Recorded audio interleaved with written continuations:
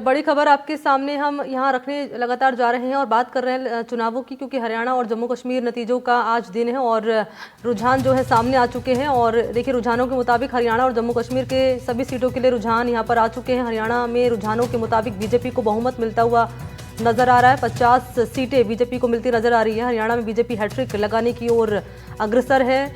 जम्मू कश्मीर में जो अलायंस है वो बढ़त बनाए हुए हैं। हरियाणा में रुझानों के मुताबिक बीजेपी को बहुमत मिलता हुआ नजर आ रहा है और बीजेपी हैट्रिक लगाने की ओर अग्रसर नजर आ रही है। एनसी गठबंधन को बहुमत मिल रहा है जम्मू कश्मीर में। देखिए, हरियाणा में बीजेपी को मिल रही है 50 सीटें, कांग्रेस प्लस यहाँ पर जा रही है 33 सीटें, उस पर बढ़त बनाए हुए हैं। बात करें जम्मू कश्मीर की, तो जम्मू कश्मीर में जो अलायंस है वो बढ़त बनाए हुए हैं। वहाँ पर कांग्रेस प्लस 52 सीट से आगे है और बीजेपी को 28 सीटें मिल रही हैं। ये बात सही है।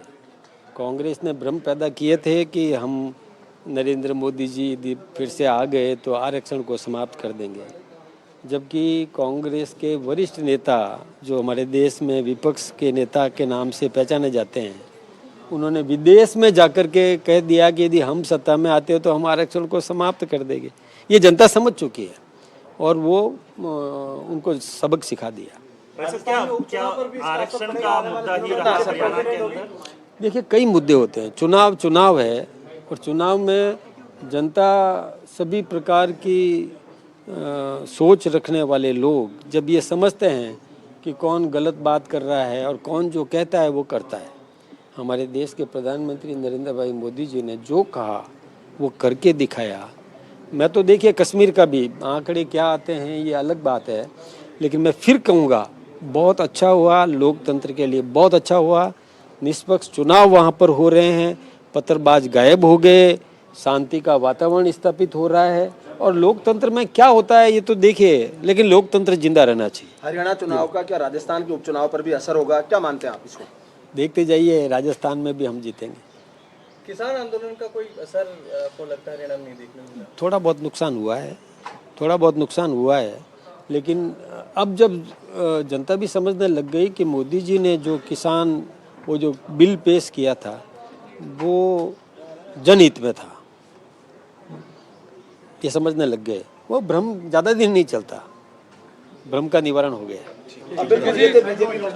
बिल्कुल, ये थे बीजेपी के अध्यक्ष मदन राठौड़, जिनका साफ तौर पे कहना है कि राजस्थान के अंदर जो आगामी उपचुनाव होंगे वो भी बीजेपी जीतेगी। जिस तरीके से हरियाणा के अंदर कांग्रेस ने जो भ्रम फैलाया था वो भ्रम काम नहीं आया और जो जीत है लगातार, जिस तरीके से आप देख रहे होंगे कि जो बीजेपी है लगातार सभी सीटों पर बढ़त बनाती हुई दिख रही है। लेकिन वहीं मदन राठौड़ ने जम्मू कश्मीर को लेकर कहा कि ये सुखद बात है कि एक स्वस्थ लोकतंत्र की निशानी होती है कि निष्पक्ष वहां पे जनता है अपने नेता को चुन रही है। और सबसे बड़ी बात यह है कि इस चुनाव के अंदर जो जम्मू कश्मीर के अंदर चुनाव हुए हैं वहां पर पत्थरबाज है वो लगभग खत्म से हो गए हैं। जी मनी।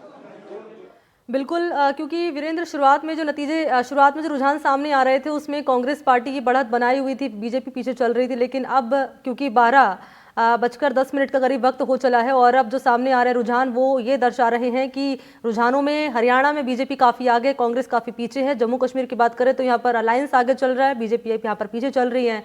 तो क्या लगता है कि इन चुनावों का जो असर है वो राजस्थान में जो उपचुनाव होने वाले हैं, हम इसे इन चुनावों को लिटमस टेस्ट के तौर पर देख सकते हैं, जिस बात का जिक्र अभी मदन राठौड़ भी करते नजर आ रहे थे कि उपचुनाव में हम जीत हासिल करने वाले हैं?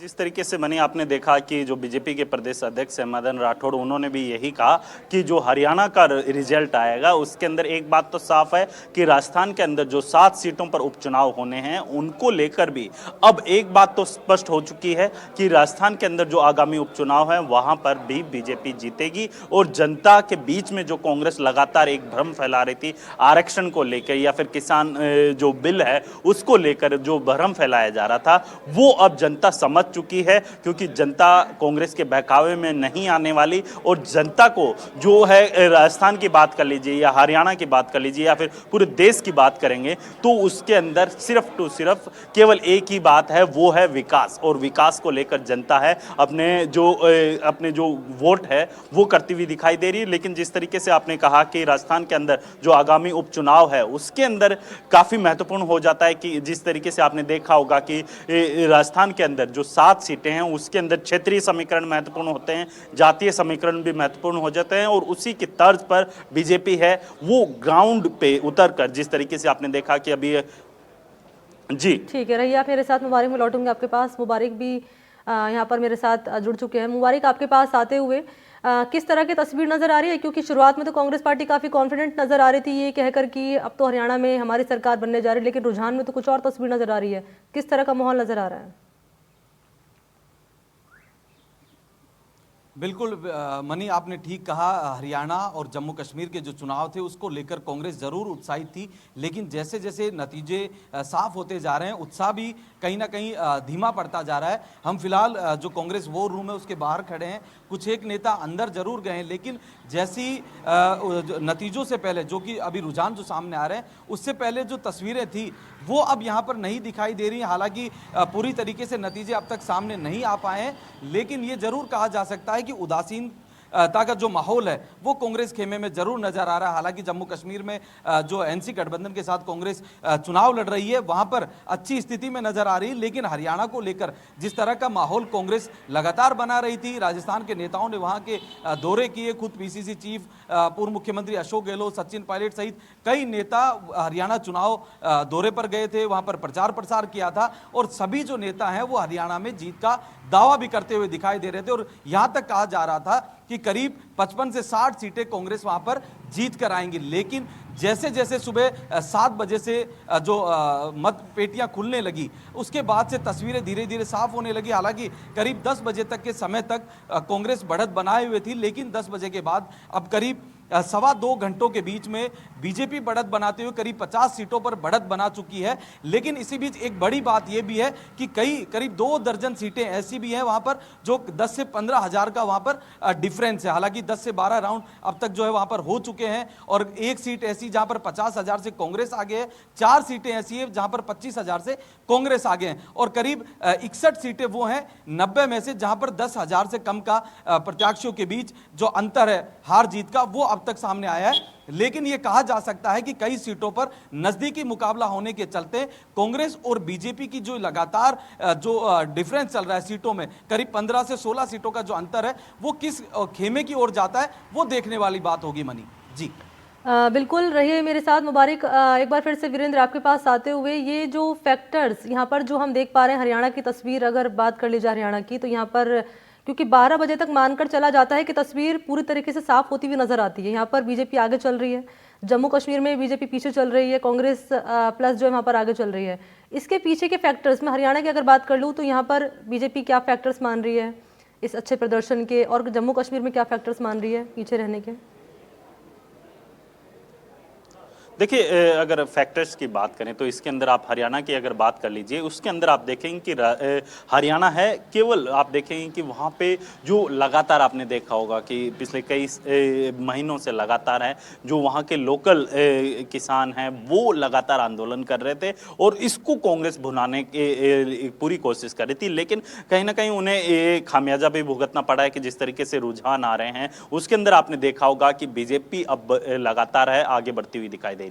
लेकिन वहीं अगर जम्मू कश्मीर की बात करेंगे तो जम्मू कश्मीर के अंदर कांग्रेस और जो इंडिया गठबंधन हम कह सकते हैं उस दोनों की जो एक जो तालमेल है वो यहाँ पे दिखाई दे रहा है, और इंडिया गठबंधन है वो आगे बढ़ता हुआ दिखाई दे रहा है। और वहाँ पे जिस तरीके से अभी हमने बीजेपी प्रदेश अध्यक्ष राजस्थान के जो मदन राठौड़ हैं उनसे बातचीत की तो उनका यही कहना था कि लोकतंत्र के अंदर, एक स्वस्थ लोकतंत्र के अंदर अगर आप ट्रांसपेरेंट तरीके से अगर वहाँ पे वोटिंग करवाई जाती है तो जाहिर सी बात है वहाँ पे जो सत्ता हो, चाहे चाहे इसमें बीजेपी की हो या फिर कांग्रेस हो, कोई भी अगर जीत कर आता है तो वो स्वीकार होना चाहिए। और इसी तर्ज पे आप देखें कि राजस्थान के अंदर जो आगामी उपचुनाव होने हैं उसके अंदर भी आप देखें कि जो मुद्दे होते हैं, स्थानीय मुद्दे होते हैं, आप राजस्थान की अगर मैं बात करूं तो यहाँ पे स्थानीय मुद्दे कई हैं, जिसके अंदर आप देखेंगे कि अगर मैं विधानसभा चुनाव की बात करूं तो उसके अंदर आपने देखा होगा कि ईआरसीपी का मुद्दा हो या फिर पेपर लीक का मुद्दा हो या फिर रोजगार का मुद्दा हो, ये कई अहम मुद्दे रहे जिसकी वजह से बीजेपी ने इन्हें भुनाने की भी कोशिश की। और राजस्थान के अंदर जैसे ही बीजेपी सत्ता में आती है तो वहां पे आप देखते हैं कि राजस्थान के अंदर सबसे पहले जो कार्य किए जाते हैं, ईआरसीपी का जो लगातार मुद्दा छाया रहा था उसको यहाँ पे बीजेपी भुनाने की कोशिश कर रही थी और उसमें कहीं ना कहीं सफलता भी मिली है। इसके अलावा आप देखेंगे कि रोजगार को लेकर जिस तरीके से अभी आगामी महीनों के अंदर जो राइजिंग राजस्थान होगा उसके अंदर जो विदेशी निवेशकों को यहाँ पे आकर्षित करने के लिए राजस्थान सरकार लगातार रेड कारपेट बिछा रही है और इसके अंदर आप देखेंगे कि रोजगार के कई अवसर हैं वो देखने को मिलेंगे। ठीक है, बहुत शुक्रिया आपका वीरेंद्र, तमाम जानकारी इस खबर पर देने के लिए बहुत धन्यवाद आपका। और कुल मिलाकर ये है कि रुझान जो है पूरी तरीके से सामने आते जा रहे हैं और तस्वीर धीरे धीरे या यूँ कहें कि पूरी तरीके से अब साफ होती हुई नजर आ रही है, क्योंकि 12:15 का वक्त हो चला है। हरियाणा में बीजेपी काफ़ी आगे चल रही है। उधर बात कर ली जाए जम्मू कश्मीर की तो यहाँ पर जो अलायंस है नेशनल कॉन्फ्रेंस का और कांग्रेस का, वो बढ़त बनाए हुए हैं। तो तस्वीर काफ़ी हद तक साफ हो चुकी है दोनों ही राज्यों में, जहां पर बीजेपी और कांग्रेस में कांटे की टक्कर मानी जा रही थी। हरियाणा की बात कर ली जाए तो यहाँ पर बीजेपी को 49 सीटें मिल रही हैं और जम्मू कश्मीर की बात कर ली जाए तो यहाँ पर कांग्रेस प्लस यानी कि नेशनल कॉन्फ्रेंस और कांग्रेस 51 सीटों पर बढ़त बनाए हुए हैं। तो हरियाणा में 3 महत्वपूर्ण बिंदु जो उभर कर सामने आए थे, नौजवान, जवान और किसान, ये महत्वपूर्ण 3 फैक्टर्स रहे थे जिसको लेकर जो है दोनों ही पार्टी आमने सामने नजर आ रही थी। उधर जम्मू कश्मीर में धारा 370 जो था वो एक महत्वपूर्ण मुद्दा रहा था।